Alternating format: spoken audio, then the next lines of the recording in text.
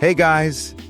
Today we are diving into the story of a man who the United States government believed could start a nuclear war by simply whistling into a telephone. A man who hacked the FBI, the NSA, and over 40 of the biggest corporations in the world. Not for money, not for revenge, but purely because he could. This is the story of Kevin Mitnick, the most dangerous hacker in history. The year is 1975, Los Angeles, California. A 12-year-old boy is standing at a bus stop watching the driver punch tickets with a small handheld tool. Kevin Mitnick noticed everything. He walked up to the driver and said, "Good afternoon, sir. Could you tell me where I can buy one of those tools? I need it for a school project." The driver told him. Kevin bought the tool, collected discarded transfer slips from trash cans, memorized every valid punch combination, and from that day forward, never paid for a bus again. He had just performed his first hack, and he had not touched a single computer. This is the key to understanding Kevin Mitnick. Before he ever wrote a line of code, he understood something most people never grasp. The weakest point of any security system is never the machine. It is always the human being operating it. Kevin.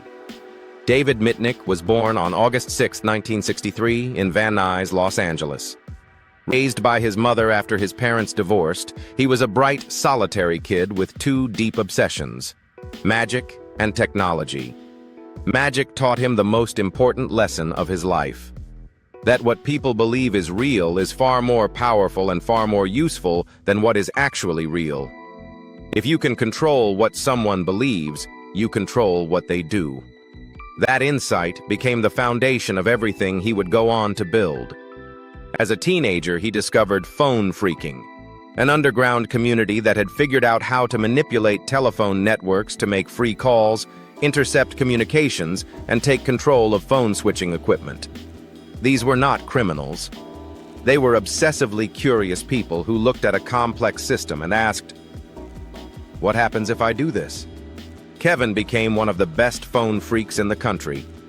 He spent hours impersonating telephone company technicians, supervisors, and engineers, memorizing the internal jargon, procedure codes, and department structures of telecommunications companies so completely that he could call any employee in America and have them hand over whatever he needed within minutes. At 16, he performed his favorite hack of all time. Built a small radio transmitter, used it to take over the speaker system of a McDonald's drive-thru, and spent an afternoon sending confused customers on increasingly bizarre detours through the menu. It sounds like a prank. But what it demonstrated was something Kevin understood instinctively: that with the right knowledge, you could insert yourself invisibly into any communication channel and make people do exactly what you wanted. At 17, he wiretapped the NSA. Not to steal anything, just to prove he could get in. By the early 1980s, Kevin had moved from phones to computers. In 1979, at just 16, a friend gave him the phone number for the ARC, the internal development system used by Digital Equipment Corporation, one of the most important technology companies in America. Kevin called in, impersonated an internal employee, talked his way through security, and was inside their most sensitive systems within hours. He copied their proprietary operating system software. Not to sell it, just to read it, to understand every line of it. This hack caught up with him in 1988. He was charged, convicted, and sentenced to 12 months in prison. His first real taste of consequences. He served his time, was released, placed on strict supervised release, and told to stay away from computers entirely. He lasted less than a year before hacking into Pacific Bell's voicemail systems. A warrant was issued for his arrest. Kevin looked at the warrant, looked at the life he was supposed to go back to, and ran. What followed was 2.5 years of the most extraordinary digital fugitive story in American history. Kevin Mitnick went on the run while simultaneously conducting one of the most aggressive hacking campaigns the country had ever seen. He moved from city to city, Los Angeles to Denver, Denver to Seattle, Seattle to Raleigh, each time building a completely new identity from scratch. New name, new social security number, new employment history, new references. He chose one alias carefully, Eric Weiss, the real birth name of Harry Houdini, the greatest escape artist who ever lived. His technical methods during this period were years ahead of their time. The first was IP spoofing. He disguised his computer's address to make his traffic appear to originate from a trusted machine already inside the target network. When a computer receives a communication, it checks whether that communication comes from a trusted address. If it does, it grants access. Kevin faked those addresses perfectly, bypassing the first layer of security on network after network. He combined this with TCP sequence number prediction, a technique so technically demanding that most security researchers considered it theoretical rather than practical. Every communication between computers uses a sequence of numbers to verify that data packets are arriving in the correct order from the correct source. If you can predict the next sequence number a system will generate, you can insert yourself into an ongoing conversation between two trusted machines without either of them knowing you are there. Kevin could do this reliably. He had studied networking protocols at such a deep level that he could predict these sequences in real time. Combined with IP spoofing, it gave him the ability to walk into almost any networked system in the world. His third major technique was mobile phone cloning. He figured out that every mobile phone broadcasts a unique electronic serial number to identify itself to the network. Using modified scanning equipment, he intercepted those serial numbers, programmed them into blank handsets, and created cloned phones that billed calls to other people's accounts and were almost impossible to trace. To build this system, he needed the source code that controlled how phones communicated with cell towers. He got it by calling Motorola and impersonating an internal engineer, describing a technical problem using the right internal terminology, referencing the correct departments. The employee had no reason to doubt him. The source code arrived. He later called this his proudest hack, not because of the technical complexity, but because of the perfect social engineering execution. And then there was the detail that made the entire FBI operation feel almost surreal. While federal agents were hunting Kevin Mitnick across the country, Kevin had tapped into the FBI's own communication systems. He was listening to them. He heard their assessments, their leads, their plans. Every time they got warm, he was already cold. Every time they closed in, he had already moved. He worked normal jobs under fake names during the day. In Denver, he was liked by his colleagues, performed his work competently, and every night went home to hack Sun Microsystems, Novell, Nokia, and Motorola from his apartment. He was fired when management grew suspicious about his phone usage. He disappeared again. On his first morning in Seattle, he opened the New York Times and found his own face on the front page. The headline read, "Cyberspace's Most Wanted. Hacker Eludes FBI Pursuit."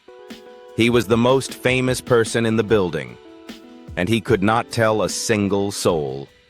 He also discovered during this period that one of his hacker contacts was an FBI informant. He investigated using the same social engineering methods he had always used, calling the DMV, impersonating a welfare fraud investigator, hacking the Social Security Administration to trace family connections, and eventually uncovered that the informant was using a stolen identity. The real person whose identity had been taken had died as a toddler. Kevin Mitnick, while being actively hunted as one of America's most wanted fugitives, had successfully unmasked the undercover operative assigned to catch him. On Christmas Day, 1994, Kevin Mitnick made the decision that ended his freedom forever. He hacked into the home computer of Tsutomu Shimomura, a physicist and one of the most respected computer security experts in the world at the San Diego Supercomputer Center. The technique he used was so sophisticated it was later named the Mitnick attack in his honor. He executed IP spoofing combined with TCP sequence number prediction against Shimomura's home network, making his intrusion appear to come from a trusted local machine while predicting authentication sequences with enough precision to establish a persistent connection. This was not running someone else's tools. This was original, technically demanding work performed in real time against a world-class security expert's personal system. He stole thousands of files, security research, tools, sensitive data, and moved on. Shimura woke up on Christmas morning, examined the logs, understood exactly what had been done and how, and made a decision. He was not going to just report it. He was going to find Kevin Mitnick himself. He deployed traffic monitoring systems on networks where Mitnick had been active. He analyzed logs. He worked with Sprint to trace mobile signals. He narrowed down the geographic region. And then, using radio frequency scanners, equipment designed to detect the signals broadcast by mobile phones and cellular modems, he flew to Raleigh, rented a car, and started driving. He drove through the streets of Raleigh, watching the signal strength on his scanner. Stronger, weaker, stronger again. He triangulated the source to a specific apartment complex, then a specific building, then a specific floor, apartment 202. On the night of February 15, 1995, FBI agents knocked on the door. Inside, they found Kevin Mitnick at his computer. Around him, cloned mobile phones, over 100 fake identity codes, false documents under multiple names, cellular scanning equipment. Everything man needs to be invisible. Except he was not invisible anymore. What happened at trial was in some ways more remarkable than the hacking itself. Prosecutors stood in federal court and told the judge that Kevin Mitnick was so dangerous he should be denied access to any telephone while in custody. Their reasoning was explicit and extraordinary. They claimed that if Kevin Mitnick was allowed to make a phone call, he could whistle the correct tones into the receiver, connect to the NORAD military defense system, and trigger the launch of nuclear missiles.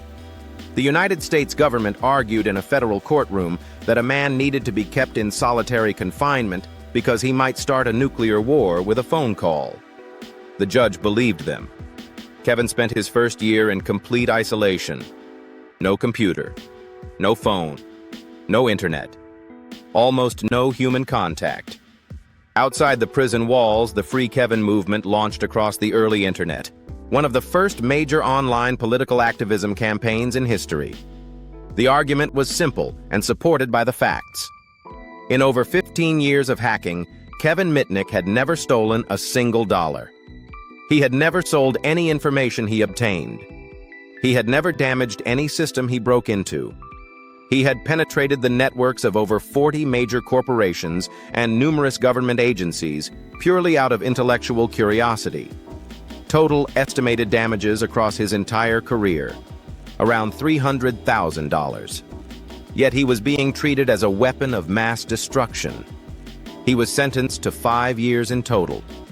When he was released in 2000, the conditions placed on him were almost as extraordinary as the sentence: banned from computers, mobile phones, and the internet for 3 years. The man who had spent 2 decades at the absolute frontier of digital technology was legally prohibited from touching it. And then something nobody predicted happened.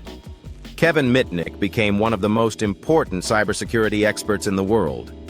He founded Mitnick Security Consulting and offered penetration testing to corporations and government agencies, doing exactly what he had spent his life doing, except now with permission.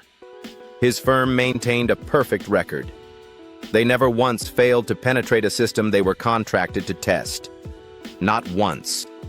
Fortune 500 companies, financial institutions, government agencies, every single one had a vulnerability that Kevin and his team could find and exploit.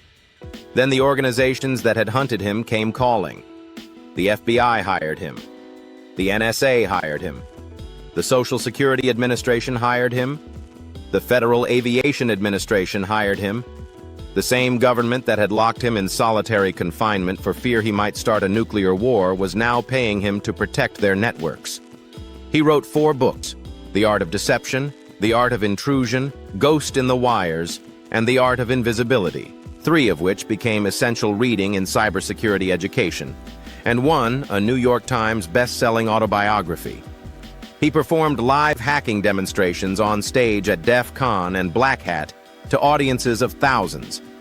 His business card was a piece of metal that doubled as a lockpicking kit. His license plate read, "Ex-Hacker."